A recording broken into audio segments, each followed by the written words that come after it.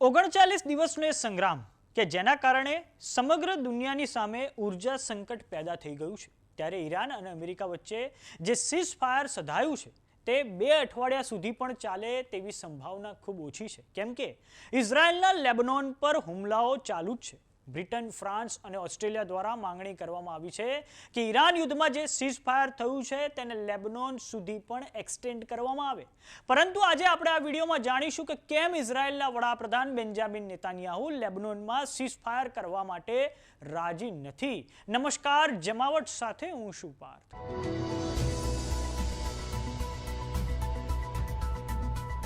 Iran યુદ્ધમાં જે ખૂબ નાજુક સીઝ ફાયર ઈરાન અને અમેરિકા વચ્ચે થયું છે તેની સામે લેબનોનમાં ઇઝરાયલના ભીષણ હુમલા ચાલુ છે. આ વાતનો વિરોધ પાકિસ્તાન અને ઈરાન દ્વારા પણ કરવામાં આવ્યો છે અને માંગણી કરવામાં આવી છે કે સીઝ ફાયરને લેબનોન સુધી એક્સટેન્ડ કરવામાં આવે. પરંતુ ઇઝરાયલના વડાપ્રધાન બેન્જામિન નેતાન્યાહુ આ બાબતને લઈને માનવા તૈયાર જ નથી અને હવે તેમણે જાહેરાત કરી દીધી છે કે લેબનોનમાં હેઝબુલ્લાહના ઠેકાણાઓ પર સટ્ટીક હુમલાઓ ચાલુ જ રાખવામાં આવશે. તો સૌપ્રથમ આપણે દર્શક મિત્રો મેપની મદદથી એ સમજીએ લેબનોનની ભૌગોલિક પરિસ્થિતિને.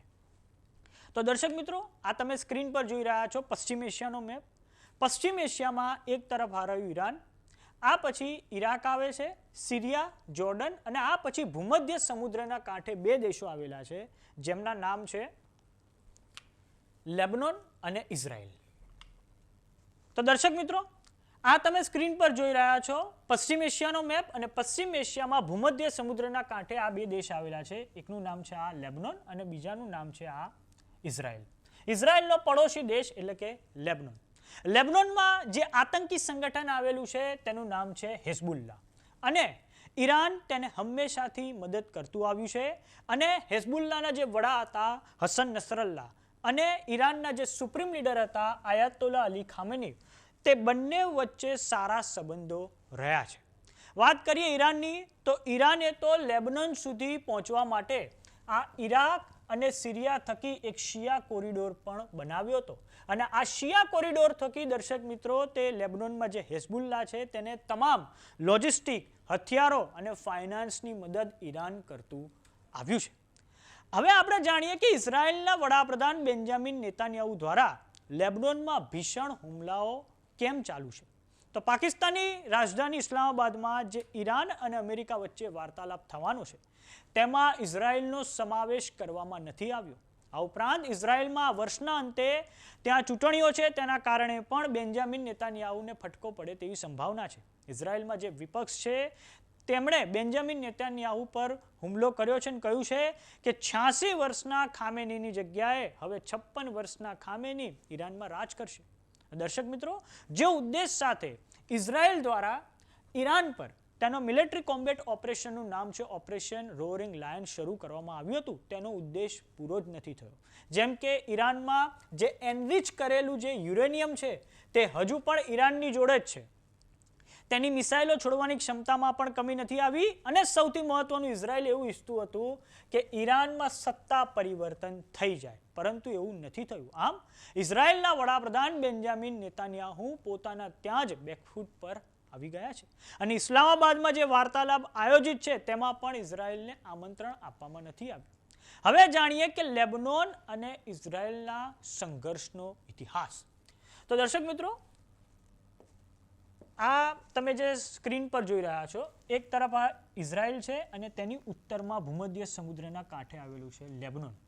ઇઝરાયલ અને લેબનોનનો જે સંઘર્ષનો ઇતિહાસ છે તે 50 વર્ષથી ચાલતો આવ્યો છે.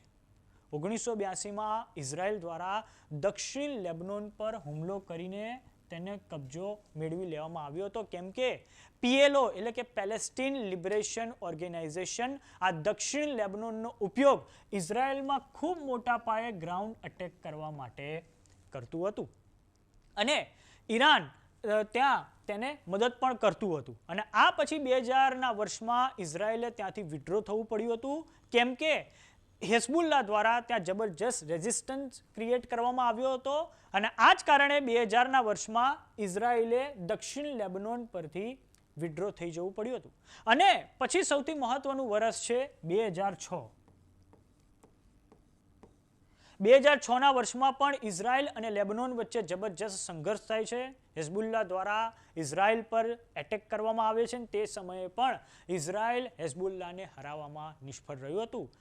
આ પછી નવેમ્બર 2023માં ફરી એકવાર હિઝબુલ્લા અને ઇઝરાયલ વચ્ચે સંઘર્ષ શરૂ થઈ જાય છે અને આ પછી હસન નસરલ્લાનો જીવ ઇઝરાયલ દ્વારા લઈ લેવામાં આવે છે અને હવે ઇઝરાયલ દ્વારા જાહેરાત કરવામાં આવી છે કે ઇઝરાયલ અને લેબનોનની જે સરહદ છે તેના ઉત્તરમાં 30 કિલોમીટર સુધી આ જે અહીંથી એક લીટાની રિવર પસાર થાય છે તે તમામ એરિયા હવે ઇઝરાયલ દ્વારા પચાવી પાડવામાં આવશે અને હજુ પણ ઇઝરાયલ લેબનોનમાં સીઝ ફાયર કરવા તૈયાર નથી અને ઇઝરાયલના લેબનોનમાં ગ્રાઉન્ડ ઓપરેશન સતત ચાલુ છે. હવે દર્શક મિત્રો તમને એક પ્રશ્ન થશે કે આ એરિયા કેમ પચાવી પાડવા માંગે છે ઇઝરાયલ દક્ષિણ લેબનોનનો? તો ઇઝરાયલ ત્યાં એક બફર ક્રિએટ કરવા માંગે છે જેનાથી આગામી સમયમાં જ્યારે પણ તેમને હિઝબુલ્લાની જે ક્ષમતા છે તેની પર હુમલો કરવો હોય તો તેમાં તેને સરળતા રહે. આમ ઇતિહાસ ફરી એકવાર પોતાનું પુનરાવર્તન કરવા જઈ રહ્યો છે અને ફરી એકવાર 1982ની જેમ ઇઝરાયલ દક્ષિણ લેબનોનનો જે હિસ્સો છે તે પચાવી પાડવાનું છે. તો સમાચારોમાં અત્યારે બસ આટલું. જોતા રહો જમાવટ. જો તમે અમને યુટ્યુબ પર જોઈ રહ્યા તો સબસ્ક્રાઇબ કરો, જો તમે અમને ફેસબુક પર જોઈ રહ્યા તો ફોલો કરો. સાથે જ અમારી વોટ્સએપ ચેનલ આવી ગઈ છે, જોઈન કરવાનું ના ભૂલતા. નમસ્કાર.